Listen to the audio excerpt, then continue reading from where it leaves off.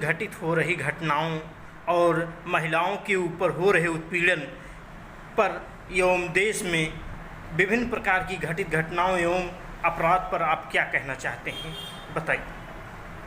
मैं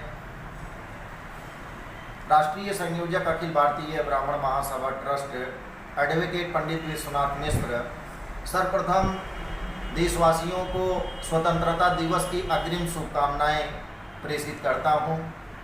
लोकतंत्र की बहाली, व्यवस्था परिवर्तन की लड़ाई, हम सबकी भूमिका देश की समसामयिक स्थिति पर आपका ध्यान केंद्रित करना चाहता हूं। काला धन, आरक्षण, चरित्रहीनता, भ्रष्टाचार, महंगाई, शिक्षा का गिरता स्तर, जमाखोरी, बेरोजगारी, मासूमों के साथ दरिंदगी, दहेज लोभियों द्वारा मानवता इंसानियत को शर्मसार कर देने वाली घटनाएं, विश्व पटल पर भारत का मान बढ़ाने वाली गोल्ड मेडलिस्ट यौन पीड़िता हमारी बहनें जब न्याय पाने को आंदोलनरत होती हैं, उन पर लाठियां बरसाई जाती हैं। किसी व्यक्ति के दोष का निर्धारण उसके जाति, धर्म, संप्रदाय, सत्ता, संरक्षण को लेकर हो रही है। धर्म सियासत की भेंट चढ़ चुका है। मर्यादा पुरुषोत्तम भगवान राम हमारे देश के ही नहीं पूरी दुनिया के आदर्श हैं। जिन्हें राम के रामत्व का बोध नहीं है वो हिंसा उपद्रव कर रहे हैं। आरोप प्रत्यारोप का दौर जारी है। लोगों की निजता पर हमला किया जा रहा है। सत्तासीन होना ही राजनीतिक दलों का एजेंडा बन गया है।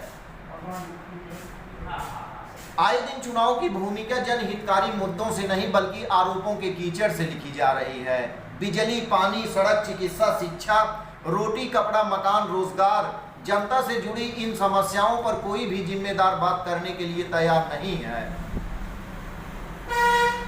जहां कान्हा ने सर्वाधिक रास रचाया, जिसके सौंदर्य की तुलना डॉक्टर राम मनोहर लोहिया ने महाभारतकालीन उर्वशी से किया, वो स्थान मणिपुर आज जातीय हिंसा में झुलस रहा है। प्रकृति का संतुलन की वजह से कहीं बाढ़ तो कहीं सूखे जैसे हालात पैदा हो गए हैं। संस्कृति संस्कार के पतन की वजह से मानवता, भाई भाई, पिता पुत्र, पति पत्नी के पवित्र रिश्ते कलंकित हो रहे हैं। मणिपुर की उसी पवित्र धरती पर माताओं बहनों का नग्न परेड, उनके साथ सामूहिक दुष्कर्म कर नृशंस हत्या करने की घटना ने पूरी दुनिया में भारतीय संस्कृति सभ्यता को कलंकित किया है। वंशवाद, जातिवाद, भाई भतीजावाद, अवसरवाद, संप्रदायवाद, रिश्वतखोरी, चापलूसी, घपले, घोटाले, विधानसभा लोकसभा पक्ष विपक्ष नोक-झोंक, ध्वस्त संविधान, धर्म जाति आधारित आरक्षण की विकृत व्यवस्था के विरुद्ध लड़ाई लड़ने का दम्भ भरने वाले लोग देशवासियों को आदर्शवाद का पाठ पढ़ा रहे हैं। अव्यवस्था अराजकता की वजह से किसान, नौजवान, बेरोजगार आत्महत्याएं कर रहे हैं। शहीदों के सपनों के हिंदुस्तान की बलि चढ़ाई जा रही है। हम आपको याद दिला दें, स्वतंत्रता संग्राम सेनानियों, बलिदानियों ने जितनी कुर्बानियां दी सब लोकतंत्र की बहाली के लिए दिया है। दुर्भाग्य से आज राजनेताओं, बाहुबलियों, उद्योगपतियों, नौकरशाहों के गठजोड़ ने इस लोकतंत्र को हाईजैक कर लिया है। पैसा और गुंडाई ने चुनाव को तमाशा बनाकर रख दिया है। समाज में बढ़ते अपराधीकरण का मूल कारण आम आदमी के हित में बनी हुई राजनीतिक पार्टियां हैं, जिनके गलत उम्मीदवारों को भी जनता चुनकर संसद में भेजती है और सत्ता के शीर्ष पर बैठाती है। स्वच्छ ईमानदार जनप्रतिनिधियों के चुनाव से ही लोकतंत्र को जीवित रखा जा सकता है, तभी देश एवं समाज का कल्याण व विकास संभव है।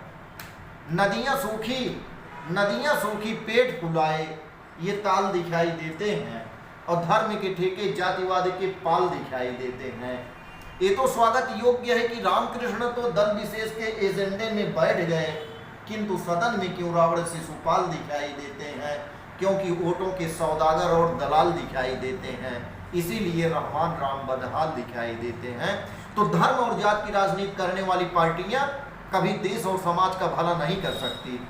तो कुछ चेहरों पर गहरी लाली, ये निर्धन का सम्मान नहीं, और रूखे सूखे मुरझाए बच्चों के चेहरों पर मुस्कान नहीं। उधर करोड़ों के घोटाले, इधर गरीबी हालत। विश्वनाथ मिश्रा के सपनों का दिखता हिंदुस्तान नहीं। तो विश्वनाथ मिश्रा के सपनों का हिंदुस्तान इन नौनिहालों के हाथों में है। विशेषकर प्रबुद्ध जन से साहित्यकारों से, लोकतंत्र के चौथे स्तंभ पत्रकार बंधुओं से, डॉक्टर्स, इंजीनियर्स, साइंटिस्ट, हर जाति धर्म संप्रदाय के जागरूक लोगों से अपील करते हैं कि आप सब सामने आवें और देश की भावी पीढ़ी का मार्गदर्शन करें। क्यों? क्योंकि तलवारों की धारों पर इतिहास हमारा चलता है। जिस ओर जवानी चलती है उस ओर जमाना चलता है। तो मत छेड़ हम युवाओं को, लड़ना मुश्किल होगा, वरना ऐसा इतिहास लिखेंगे पढ़ना मुश्किल होगा, पढ़ना मुश्किल होगा।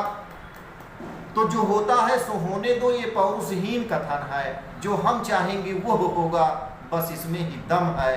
तो नहीं सही है समर पाप का भागी केवल व्याध, और जो तटस्थ हैं समय लिखेगा उनका भी इतिहास। ये मौसम की कसम, दरिया की कसम, ताना बाना बदलेगा और देश दर्द से उबरेगा, एक रोज जमाना बदलेगा।